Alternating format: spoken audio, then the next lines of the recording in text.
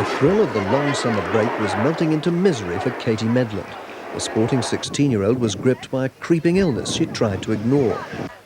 We went down to Cornwall for school camp and I began to get stiff. I woke up one morning, my legs were a bit stiff. I didn't really think anything of it because we were lying on the floor and I thought, oh, I know, not used to this sort of thing. While her friends couldn't wait to dive in the surf and race around, Katie couldn't even manage a walk on the beach. Where had this crippling thing come from?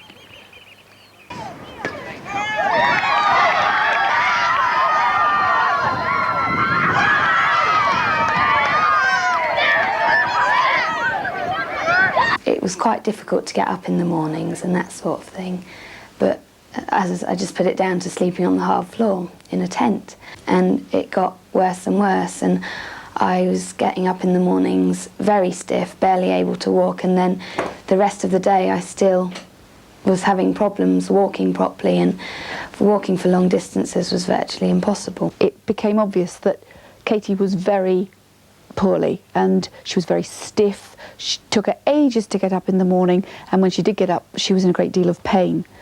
So we went straight to the GP and he immediately arranged for her to go to see a specialist. The drugs prescribed worked dramatically, and the next day I was almost able to walk as normal, but then the effects wore off and walking again began to get difficult, and a lot of things began to get difficult, opening cans and things like that, everyday things. My hands were particularly bad. I could hardly pick up a pen. They sort of locked in that position, and it took ages of massaging and bathing them in hot water to even unlock them so that I could straighten them. It was a painful experience to watch her because everything was so slow. Everything she did was causing her pain. Even with the drugs she was taking, it was obvious that there wasn't much change going on. This Brentwood teenager was one of the top English table tennis players, the outdoor type, a hockey player, keen on fitness. Her visit to the specialist told Katie Medland she had an incurable inherited disease, psoriatic arthritis, and she was put on a very strict diet. It was very difficult. There was no red meat, no dairy products, no citrus fruits, you name it, she couldn't eat it. About the only thing she could eat was plenty of cod liver oil and potatoes and rice. And in fact, as a family, we went on this diet just to make it easier for Katie. I was looking forward to going back to school and thought, oh, maybe by then all the pain will have died down a bit or something. But I realised just before I started school that I could barely write. I tried to write a birthday card and it was practically illegible. And it was just so awful as a mother to watch your daughter, who had been full of life and full of ability to do things. There'd never been anything wrong with her. To see her suddenly so struck down and so disabled was very, very painful. Katie in her prime had had great GCSE results, 4 A stars, 3 straight A's and 2 B's. Now, struggling with her worsening pain, she faced the biggest challenge of her young life, A-levels. I was really beginning to sink under it, just watching Katie in pain, sizing up wheelchairs for her, wondering how much it was going to cost us.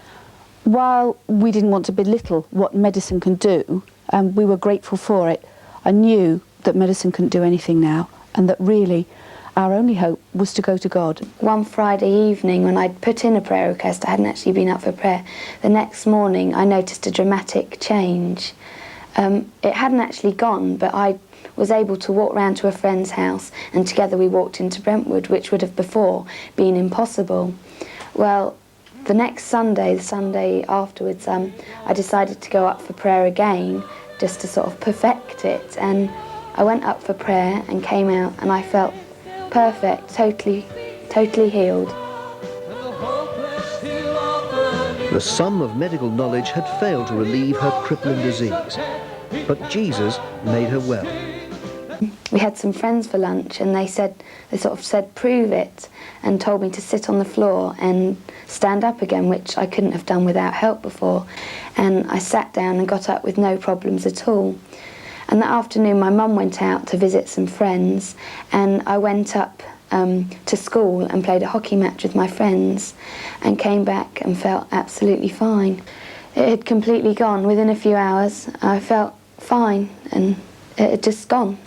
The thing that amazed me more than anything was the speed with which she recovered. One night she went to bed in the same state, still very, very stiff and in a lot of pain. The next day she got up, she walked into town and back. She did things that she hadn't been able to do for weeks and weeks. And it was just wonderful to see her. Your mum told me, she said, you know, since you were prayed for, it all gone. And you couldn't even walk. Not properly. Okay, but now you can kick your shoes off. Show everyone. Here's someone with sorry. She was sorry about having it. Go on, run up and run down. Let's see. Look, there you are. Isn't that good? There's a good God. You know? And you couldn't do that. Couldn't even walk properly. The girl who got her miracle wants to Isn't that tell the whole wonderful world. to be free? Katie takes every opportunity, as in this BBC Essex radio phone-in. Let's have a quick word with a young lady called Katie. She's 16 years old and she has had a miracle. Katie, hello. Hello. Thanks for sharing this with us. Now, we haven't got much time, but if you can tell us fairly briefly what form your miracle took. Well, in July I began getting stiff, and 3 months later I was diagnosed as having psoriatic arthritis, and it gradually got worse, and all the symptoms disappeared completely, and I thought, oh, maybe, I don't know, I'll leave it. But that same afternoon I played hockey, and I was fine, and I've been fine ever since. So you would definitely say in your heart of hearts that was a miracle? Definitely. Katie, thank you very much indeed for telling us about it. I'm sure you're not the only one who's going to have some amazing stories for us today. Thanks for giving us a call. Okay. Bye-bye. Bye. Katie there, the 16-year-old who, well, do you reckon that's a miracle? Sounds pretty miraculous to me. I think if I wasn't that... Each of the miracles you've seen has happened in the last 2 years. And I want to assure you that Jesus Christ loves you. And there's a miracle for you if you'll just turn to him with all your heart.